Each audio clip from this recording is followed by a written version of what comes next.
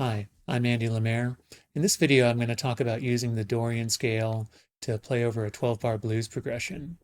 This is the first in a two-part video series that I'm making on this topic. And in this first part, I'm going to go into a bit of the theory behind what the Dorian scale or the Dorian mode, whichever way you want to put it, what the theory behind that scale is, and how you could think about it if you're playing in a blues genre.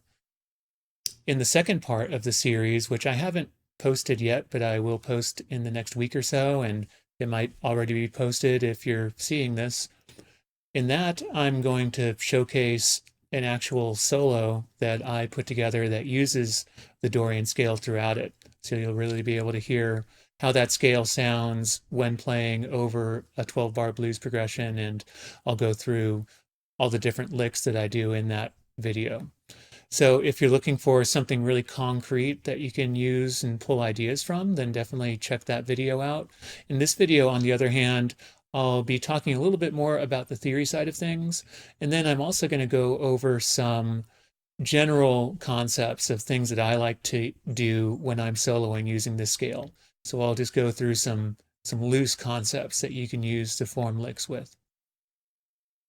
So if you get to the point in your journey of learning to play the blues where you've learned the minor pentatonic scale and you've learned the blues scale, you're kind of comfortable using those scales to solo over a 12-bar blues progression, and you're looking for another scale to add to the mix, something to kind of liven things up and give a bit of a different sound than you usually get with those other scales, I think the Dorian scale is the best next place to go. That's because, first of all, it's a really easy scale to pivot onto and off of if you're already using the minor pentatonic scale, because all of the notes from the minor pentatonic scale are in it. It's just a matter of adding some notes to that already existing minor pentatonic scale pattern that you're thinking of. And also, it's a scale that can be used over any place in the 12-bar blues progression. There aren't certain places where you want to use it and certain places where you want to avoid using it. You can really throw it in just about anywhere in that progression and it'll sound good. So it's easy to use for both of those reasons. The Dorian scale will give you a sound that's a little bit more melodic and a little bit more jazzy compared to the minor pentatonic or the blues scale, although it is also used quite a bit in more rock blues styles of playing too. So it's not only relegated to jazz by any means, but it does just give a somewhat more melodic sound than the more typical choices of the blues scale or the minor pentatonic scale. So the Dorian scale can be thought of a couple of different ways. On the one hand, you could think of it as being the same thing as the major scale, but starting and ending on the second note of that scale. It is what's called the second mode of the major scale, which means you're basically thinking of the second note in the major scale as being the root note. So what I mean by that is, let's say you're thinking of a G major scale, which would be G, A, B, C, D, E, F sharp, G. And instead of thinking of the G notes as being the root notes of that scale, you think of the A note as being the root note in that scale. So that would just go A, B, C, D, E, F sharp, G, A. It's exactly the same group of notes. You're just simply thinking of a different note as being the root note. Now, that is definitely very good to know and be aware of, just so you have a general understanding of what this scale is and how modes work. However, if you're thinking in that way when you're actually playing, you're probably not quite going to get the sound that you're looking for, because you're not going to end up emphasizing the notes that need to be emphasized. You're not going to end up structuring your phrases around the notes that are really the important ones to structure things around if you're thinking about it in that way. So I think a better way to frame it mentally when you're using this scale is you could think of it as being a minor scale with a raised sixth. So what I mean by that is, if I took the A minor scale, which would go A, B, C, D, E, F, G, A, And I took the sixth note in that scale, the F note here, and just moved it up a half step to make it an F sharp. So I could move it up here, or I could come down to the next string and get it right here, which is what I'll do. I would then have the Dorian scale. So that scale would go A, B, C, D, E, F sharp, G, A. Now, within that, you can see the outline of the minor pentatonic scale. All right, so if I just went through the entire minor pentatonic scale down in this position, it would look like this.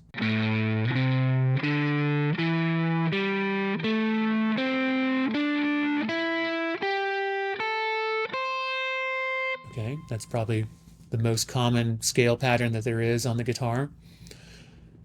And to that, I could just add a couple of more notes to make it the Dorian scale.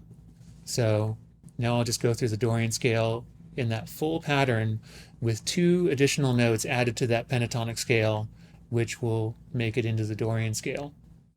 So here's that pattern.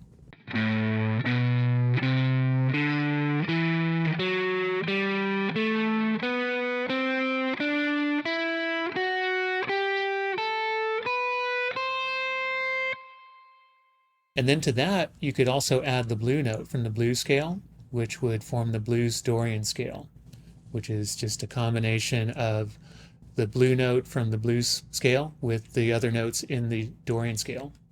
So here's the blues Dorian scale.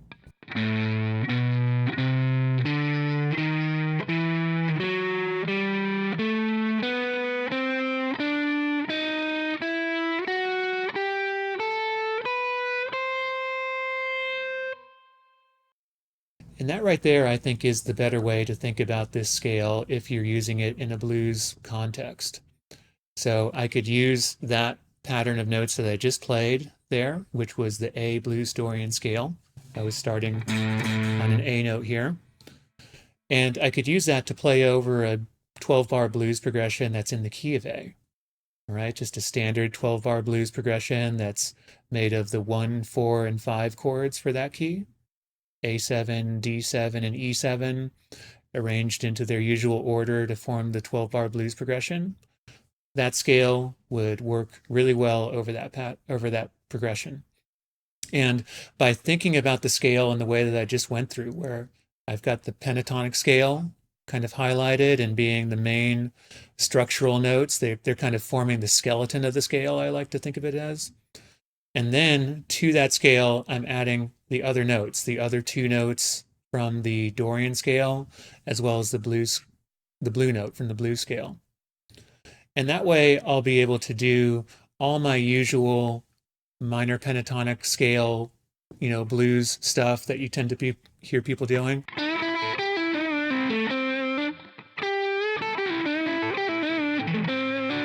All that good stuff. But then I'll also, from one moment to the next, easily pivot into the Dorian scale by just adding those other notes to the already existing pentatonic scale that's there. Okay, so now let's look at some ideas that you can use to form some licks from this scale. So one spot that I really like to use in the blues Dorian scale is playing off of this note right here. All right, this is one of those notes that was added to the pentatonic scale. And this is the 6th note in the scale. This is that raised 6 that was in the Dorian scale that I talked about earlier. So on that string, I've got some notes from the pentatonic scale here and here. And then I've got this note, the 6th note from the Dorian scale right here. So one thing I like to do is just do a half bend from that note, bending it until it sounds like the note that's up on the 7th fret. All right.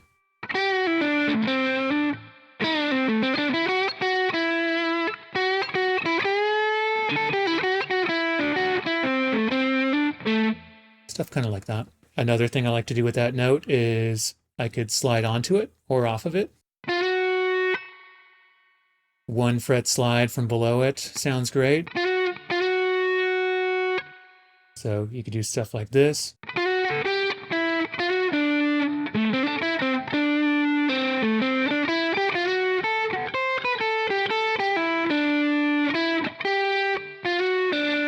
Getting a little bit more of a jazzy sound that way. You can also slide onto it or off of it from the scale notes that are on either side of it. Kind of like that.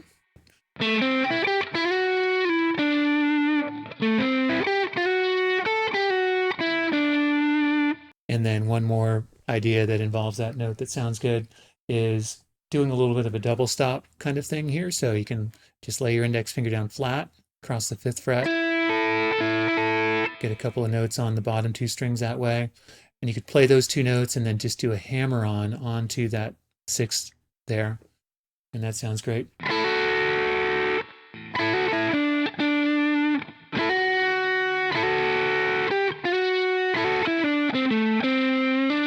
Then another area that you could play around with is just down on the next string, doing much the same thing with the notes on this string. So here you've got some pentatonic notes and then a note that was added from the Dorian scale, right? And that note there is the 9th in the scale.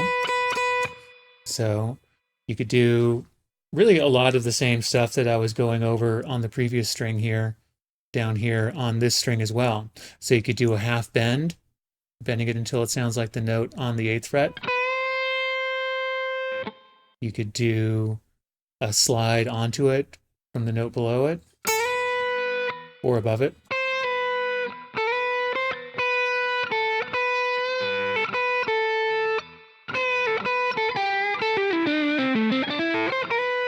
You could do a slide onto it from the fret just below it, get a little bit more of a jazzy sound.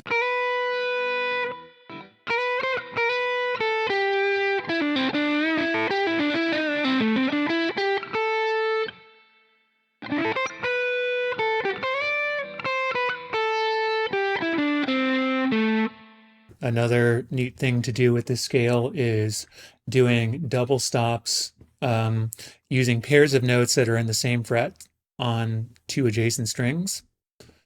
So there's a lot of similarity in the outlay of the notes on the bottom 3 strings in this scale. So on the first string, you've got some pentatonic notes on 5 and 8. You've got a Dorian note, the 9th on the 7th fret there. You got the same thing going on the second string. You've got pentatonic notes on 5 and 8. You've got the 6th note from the Dorian scale on the 7th fret here. And then up on this string, the 3rd string, you've got pentatonic notes on 5 and 7, and then the blue note on the 8th fret. So you have the same outlay of notes on those 3 strings. And that's really convenient for being able to lay fingers down flat and play pairs of notes on adjacent strings on the same frets.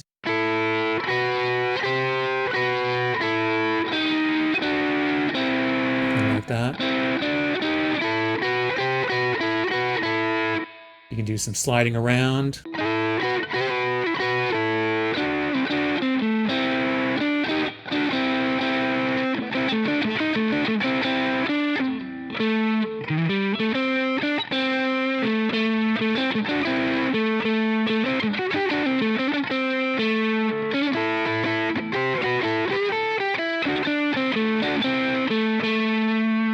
Especially good for more dirty blues, rock, Chuck Berry sounding stuff. Another way you could take advantage of the similar outlay of the notes on those bottom 3 strings that I was just talking about is by doing a similar lick on each string and just moving it around. This is a very common thing to do. So for instance, I could do down here on the first string, I could just do a series of pull-offs. And then, I could just take that same idea and move it around to different strings up here.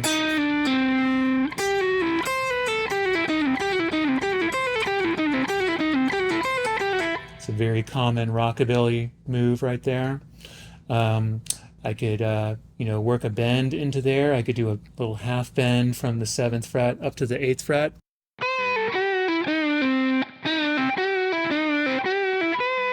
hop around. That's a cool sound as well. You could do, just any kind of lick.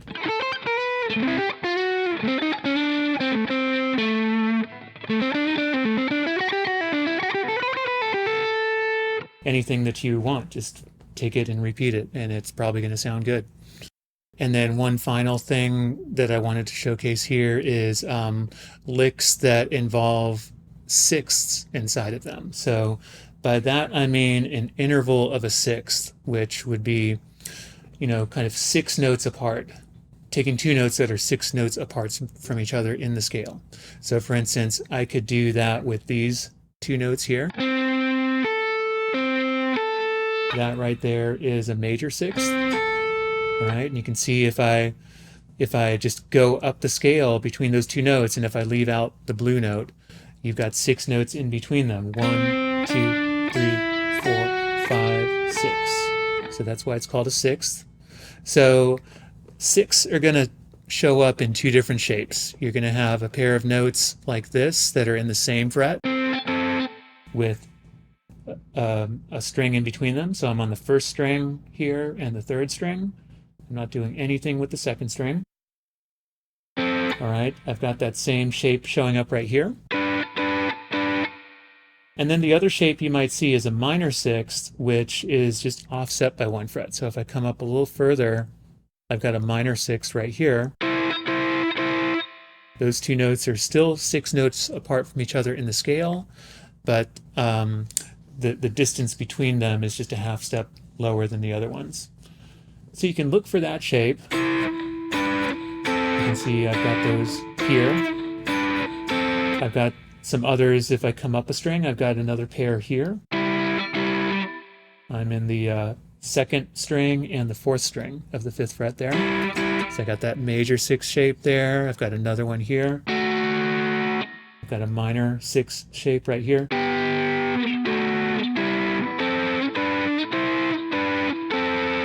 And you can just form licks using those. So you can slide around and get them.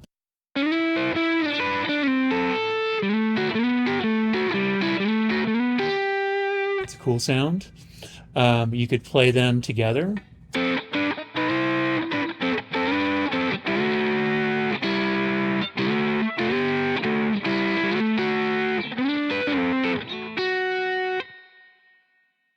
Another thing that you could do is you could take 2 sixths that are of the same shape. So for instance, I've got a major sixth right here in the 5th fret on the 1st and 3rd strings. I've got the same shape right here on the 7th fret. And as I move between them, I could play a pair of notes that are just 1 fret in between right here. So those notes are not in the scale, but I could use them as a passing tone on the way up to here.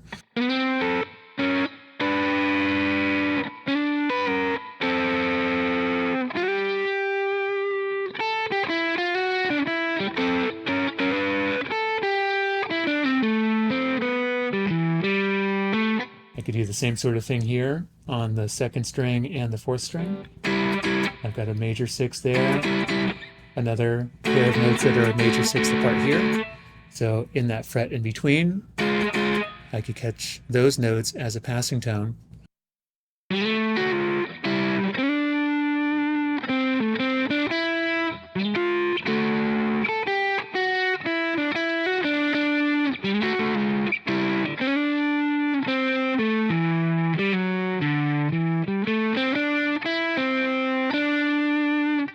So lots of stuff you could mess around with there. Okay, so the thing to do now is to experiment around with some of those ideas in your own way. So throw on a backing track for a blues in A, and just experiment around with using some of those ideas in your own way, and just try and build an intuitive feel for how you can use them in a way that matches your own style of playing.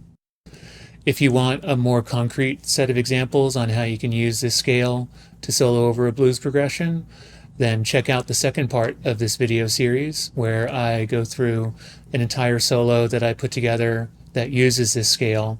I'll also have a tab included with that, and I'll do a breakdown of each phrase in that solo to give you a really specific idea of how this scale could sound over a 12-bar blues progression. In the meantime, if you found this video helpful, please do subscribe and help out the channel, and keep an eye out for future videos. I'll be posting more videos about soloing in a blues genre as well as other styles in the weeks to come. Take care.